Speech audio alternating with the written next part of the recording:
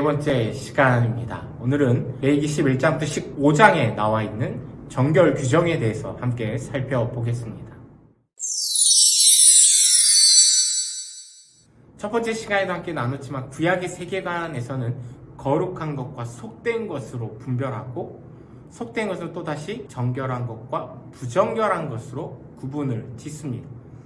그래서 레위기 10장 10절 말씀에 보면 하나님께서 너희가 거룩한 것과 속된 것을 분별하며 부정한 것과 정한 것을 분별하라 말씀합니다.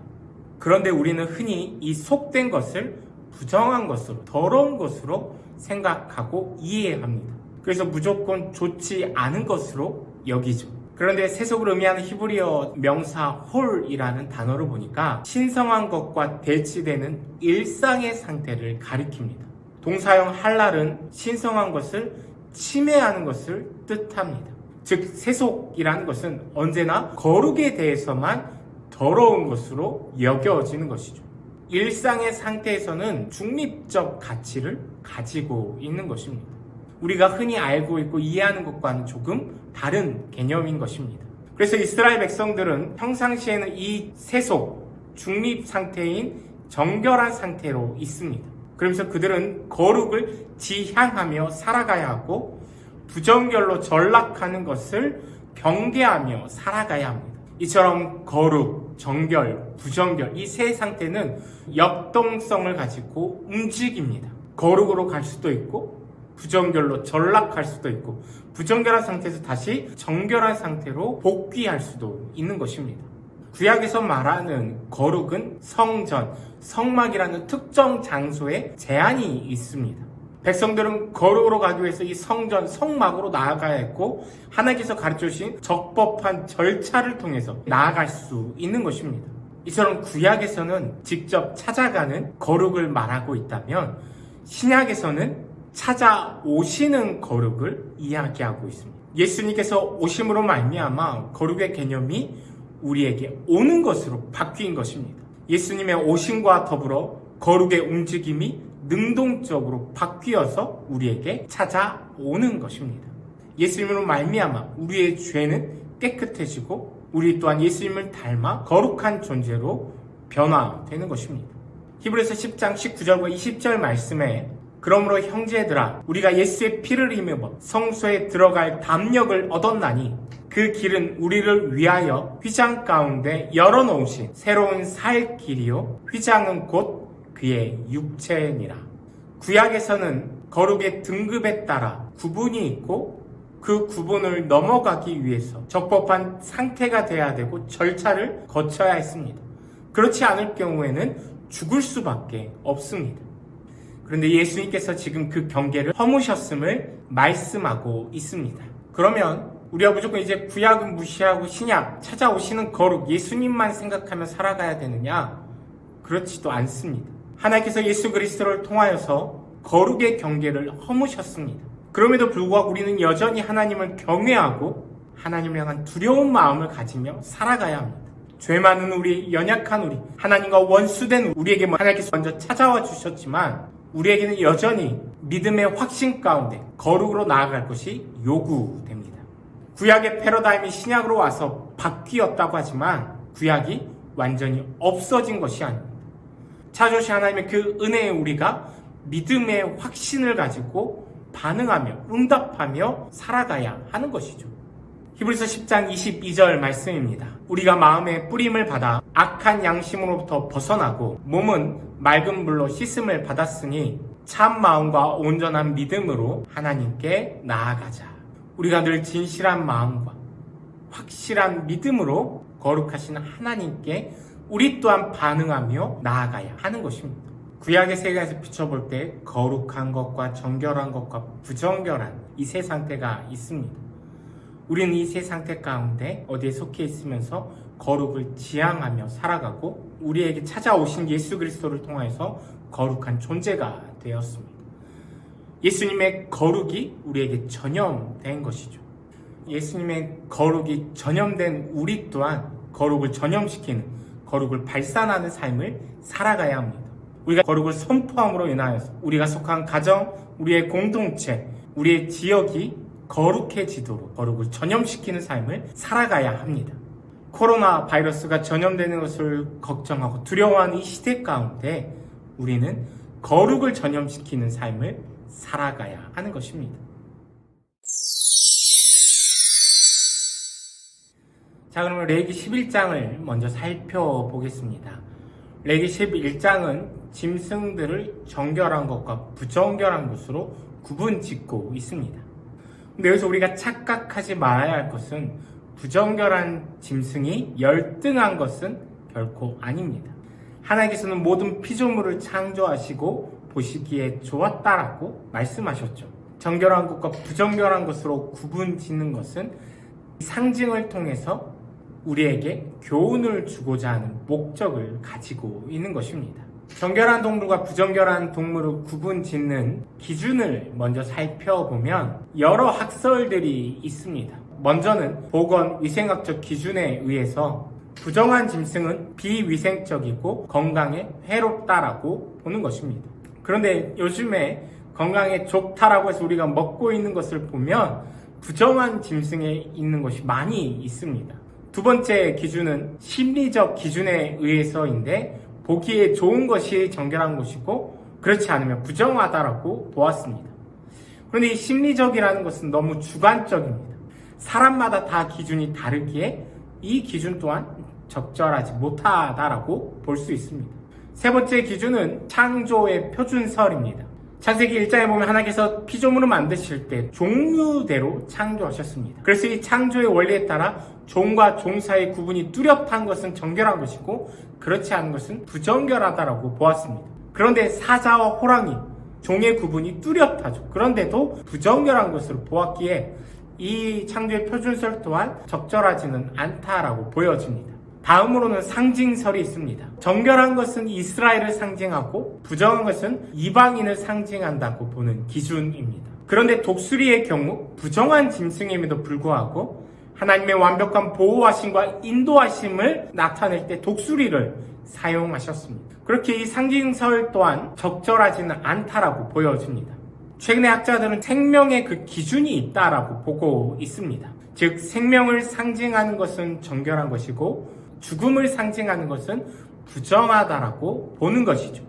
아마도 이게 가장 합리적이지 않나 보여지는데 그 이유는 먼저는 하나님께서 생명의 근원이십니다. 거룩도 하나님이 근원이시죠. 그래서 생명에 있는 것은 거룩한 것 혹은 정결한 것으로, 그렇지 않고 죽음을 상징하는 것은 부정한 것으로 보는 것입니다. 이런 관점에서 피를 내며 다른 동물을 잡아먹는 육식동물은 부정한 것에 해당하고 시체를 청소하는 일을 하는 동물, 하이에나와 같은 것도 다 부정한 짐승에 해당하죠. 돼지와 같은 잡식성 동물 또한 부정한 것에 해당합니다. 모두 죽음을 상징하기에 그러한 것이죠. 12장을 보면 출산 후 부정결에 대해서 이야기합니다. 그런데 하나님께서 생육하고 번성하라라고 우리에게 명령하셨죠. 그 명령에 해당하는 일이 바로 출산인 것입니다. 그런데도 이 출산이 부정결하게 여겨진다. 뭔가 이해가 되지 않을 수도 있겠지만 출산 자체를 지금 부정하다라고 여기는 것은 아닙니다. 출산할 때 발생하는 자궁 출혈, 이로 인해서 부정하게 여겨지는 것입니다. 왜냐하면 앞에서도 말했지만 정결한 것은 생명을, 부정결한 것은 죽음을 상징한다고 했습니다. 레위기 17장에 보면 피는 곧 생명이라고 하나님께서 말씀하셨습니다. 피가 몸에서 빠져나간다. 즉 생명이 소실되면서 죽음에 가까워지는 것이죠. 그렇기에 출산 후 산모가 부정한 상태로 변화되는 것입니다. 그런데 보면 남자 아이를 출산할 때에는 산모가 7일간 부정한 상태로 있다가 8일째에 아이는 할례를 받습니다. 그로부터 33일이 지나서야 비로소 산모는 완전히 깨끗해졌습니다. 그렇기에 남아를 출산하는 경우에는 총 40일이 소요되는 것입니다. 반면에 여자아이를 출산하는 경우에는 이 기간이 2배로 늘어납니다. 총 80일이 소요되는 것입니다. 그러면 이 같은 차이가 어디에서 나오느냐? 고대 세계가 가부장 체계였기에 남자가 여성보다 월등하다라고 보았기 때문에, 물론 그로 인해서 고대 이스라엘 세계에서는 남녀의 몸값의 차이가 있었다라고 합니다. 그런데 출산 후 산모가 정결함을 다시 회복함에 있어서 성전에 바치는 희생 제물은 남녀가 동일하다라는 것입니다. 그렇게 봤을 때에는 남녀의 가치의 차이를 두고 기간이 달라지는 것은 아니라는 것이죠. 분명한 원인은 알 수 없지만 그 이유가 무엇이든 출산을 마친 산모를 장기간 격리하고 그 여성의 활동을 제한하는 것은 산모의 육체적인 회복과 더불어서 감염 방지를 위한 배려가 숨어 있다라는 것입니다. 레위기 13장은 표피의 부정결에 대한 증상들이 나와 있습니다. 그리고 14장에서는 그 증상들을 회복함에 있어서의 여러 절차들을 소개하고 있습니다. 우리가 보는 성경은 나병이라고 지금 번역을 하고 있습니다. 이 단어가 히브리어로는 차라트라는 단어인데 벽이나 물건에 퍼지는 악성 곰팡이를 가리킵니다. 그렇게 흔히 우리가 알고 있는 나병이라기보다는 표피에 번지는 악성 피부병, 건물이나 물건의 표면에 퍼지는 악성 곰팡이, 이 모든 것을 통칭하는 단어가 바로 이 차라트입니다. 특별히 이 본문을 보면서 좀 의아한 부분이 뭐냐면 레위기 13장 12절부터 보면 제사장은 전신에 이 차라트가 퍼져서 몸 이곳저곳의 피부가 휘어진 이 사람을 정결하다라고 선언하고 있습니다. 얼핏 보면 이해가 되지 않지만 이것은 피부병이 치유되는 과정으로 보고 있는 것입니다. 피부병이 치유되는 과정 가운데 하얀 피부가 새롭게 돋아나는 현상을 말합니다. 그렇기에 제사장이 정결해졌다라고 표현하는 것이죠. 새로운 생명이 돋아나고 있기 때문에 그렇습니다. 이 차라트의 경우 전염의 여지가 크기 때문에 제사장은 신중한 판단을 해서 정확한 진단을 내려야 합니다. 그래서 사람의 경우에는 악성 피부병이 번지면 즉시 부정하다 선언하고 집 밖으로 추방합니다. 그런데 증상이 불분명할 경우에는 7일간 환자를 격리한 채 증상을 지켜보죠. 그리고 나서 증상이 확인이 되면 집 밖으로 격리를 시키는 것입니다. 일주일의 기간 동안 증상이 호전되면 옷을 빨고 목욕하는 절차를 통해서 정결한 상태로 회복됩니다. 근데 이때도 증상이 호전되지 않고 그대로라고 한다면 7일 동안을 다시 지켜본 후에 판정을 내리게 됩니다. 옷이나 천막과 같은 가죽 제품도 마찬가지고 건물도 마찬가지입니다. 사람은 이처럼 악성 피부병으로 판정이 되면 집 밖으로 추방이 되는데 이때 악성 피부병에 걸린 사람은 옷을 찢고 머리를 풀어헤치며 윗입술을 가리고 부정탔다라고 거듭 외쳐야 합니다. 이것은 다른 사람의 접근을 막기 위한 조치라고 합니다. 부정결의 전염을 막기 위한 것이죠. 그리고 나서 격리된 후에 병이 완치된 후에는 다시 공동체 안에 들어올 수 있게 됩니다. 레위기 15장은 남녀의 성기에서 발생하는 다양한 유출증에 대해서 다루고 있습니다. 앞에서도 언급했지만 생명의 기운이자 씨앗인 피와 분비물 정액이 유출되는 것은 곧 생명이 빠져나가는 것이기 때문에 부정하게 여겨지는 것입니다. 레위기에 보면 출산, 생리, 그리고 정상적인 성관계까지도 부정한 상태로 여기고 있습니다. 이것은 출산과 성관계 그 자체를 부정한 것으로 여기는 것은 아닙니다. 하나님의 창조의 축복이 바로 출산이고 부부간의 성관계죠. 그러나 이러한 행위로 인해서 발생하게 되는 신체로부터의 피와 정액의 유출 때문에 부정을 유발하는 것이죠. 참고로 고대 대부분의 지역 문화권에서는 이 모든 것을 부정하게 여겼다라고 합니다. 그래서 사도 바울도 고린도전서 7장에서 기도에 집중하려 할 때 부부가 방을 따로 쓰도록 권면하였던 것입니다. 또한 고대 사회에서는 이스라엘을 제외한 이방 민족들은 성관계를 성소 내에서